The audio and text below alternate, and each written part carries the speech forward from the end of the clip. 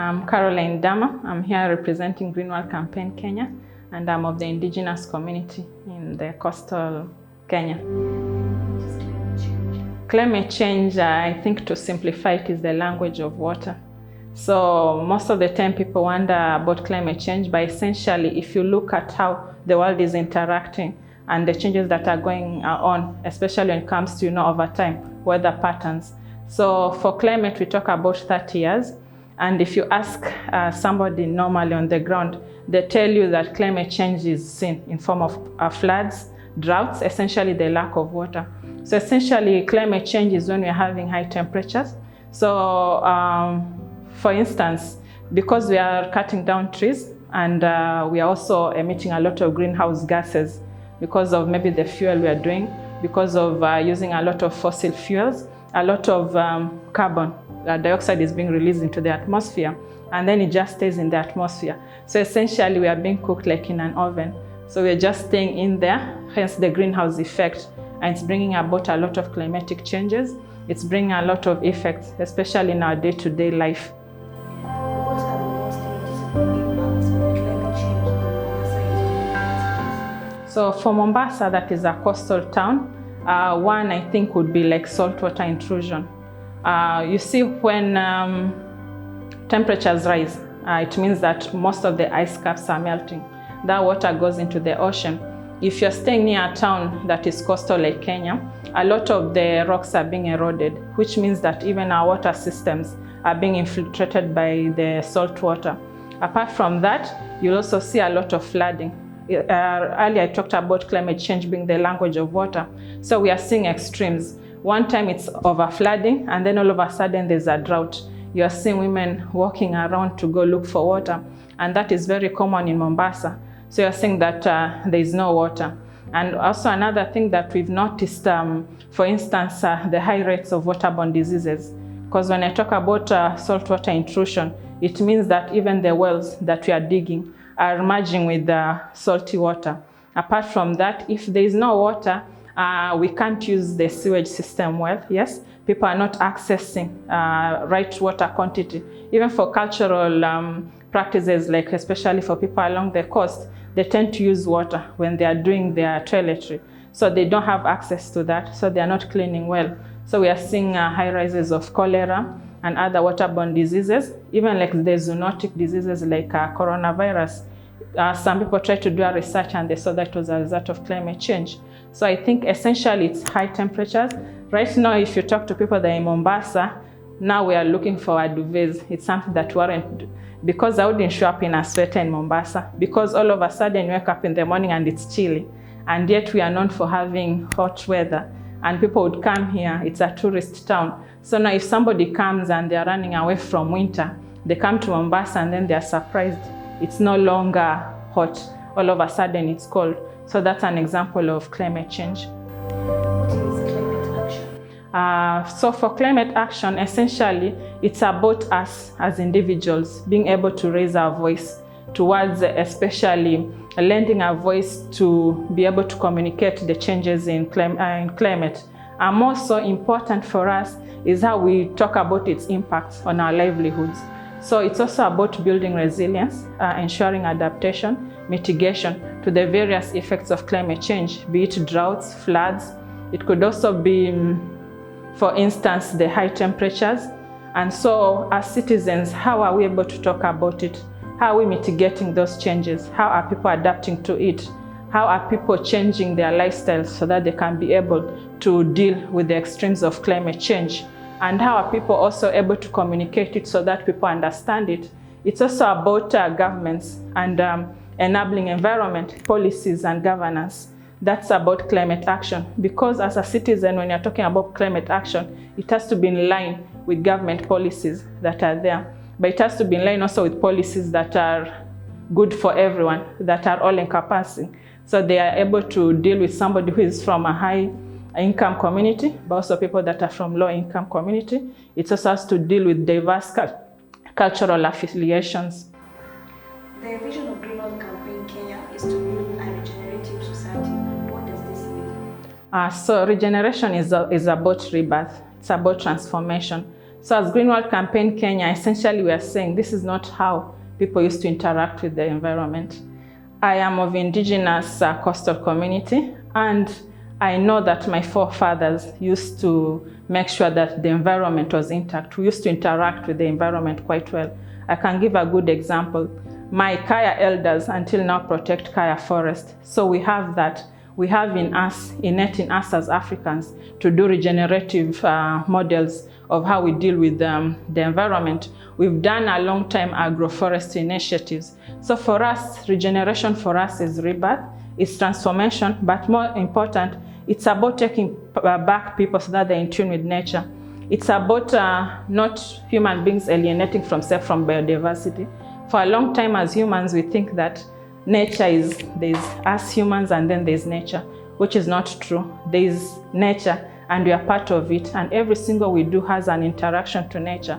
So for us, regeneration is about ensuring that people do things that are regenerative in nature, that are transformative, and that are ensuring that they are rebuilding the earth back to how it was.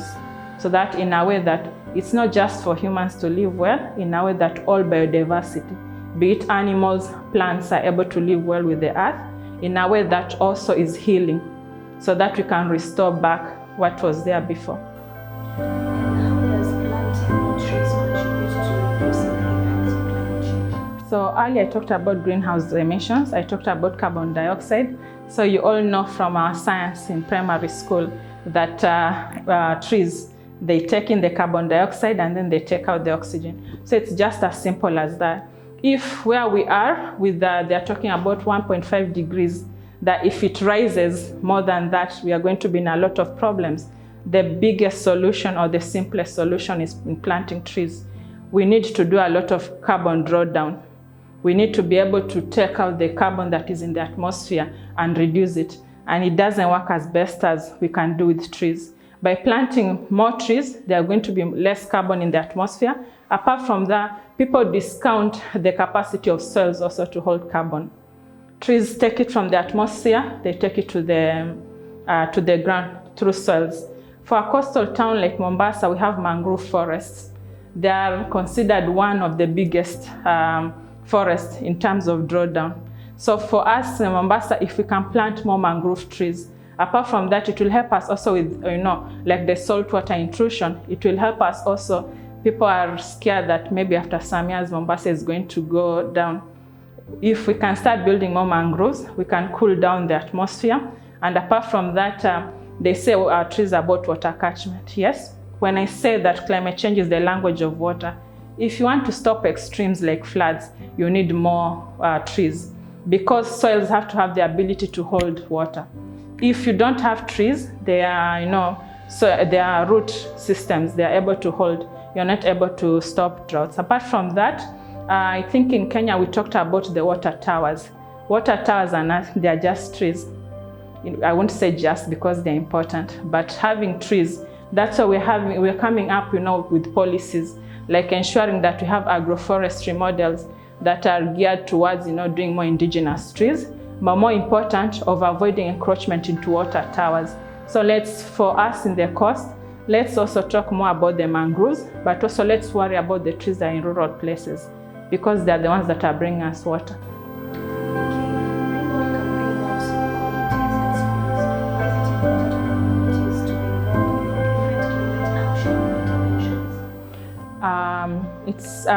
We should never discount the power of different voices in the community, because every single person is interacting with climate change at different levels. And more important, we should never discount the voices of women and children, because most of the time, if there is no water, you rarely see a man queuing with a 20-liter going to wait for a water buzzer. It's the woman that has to worry about that, about if my child comes back from school, what will he eat, what will he take. So it's really important for us to have different, diverse voices, so for women and for children. So when you talk about climate action, I'm also keen on the voices of youth. People talk about the Sustainable Development Goals, and they talk about sustainability as a balance between current and future generation. There's no current and future generation more than children and youth. They are the current and they're the future generation. If we cannot come up with programs that support them and help them make informed decisions and have informed voices about what is going on with their climate, they'll not be able to make better informed decisions in future. They'll not be able to align their goals, their systems in ways that bring about, transformative change that are geared towards, reducing the impacts of climate change. Youth interact with technology more. We're at a time when there are, advanced changes in our technology. It's very important for us to harness the power of youth and the interaction with technology. Because through technology, for a good example is the phone. The phone has the power. Somebody can take a video here and through WhatsApp status. It's shared even before you go to bed. Most youth are interacting with technology that way. We can trend things on Twitter. We can be able to talk about different things. We can chase clout, as people say. Let's start chasing clout that is related to climate change and its impacts.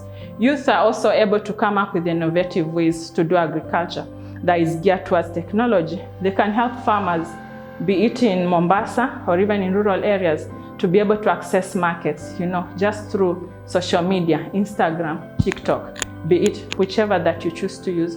So let's harness it. But we cannot say that youth are going to be able to do that if we don't give them an opportunity to interact with challenges, but more important, to access information about climate change. If a youth doesn't know what climate change is, he'll not be able to, They are noticing it, and more youth are raising their voice about it, but I want them to raise a voice that is informed, that will bring about transformative and regenerative change. Our theme for Climathon this year is rethinking the norm. What habits or systems would you say we need to rethink as a community so we can move towards a more climate resilient city? I think I'm going to center my answer on Mombasa. Mombasa is a coastal town, it's also a city. There are small things in climate action that we need to do that are going to help in the long term the overarching goals of adaptation and mitigation and building resilience. One that I can talk about, recently I had KCB, they are trying to fund electric cars. One of the biggest emitters of greenhouse gas emissions are cars. In Mombasa, we're having a lot of tuk-tuks.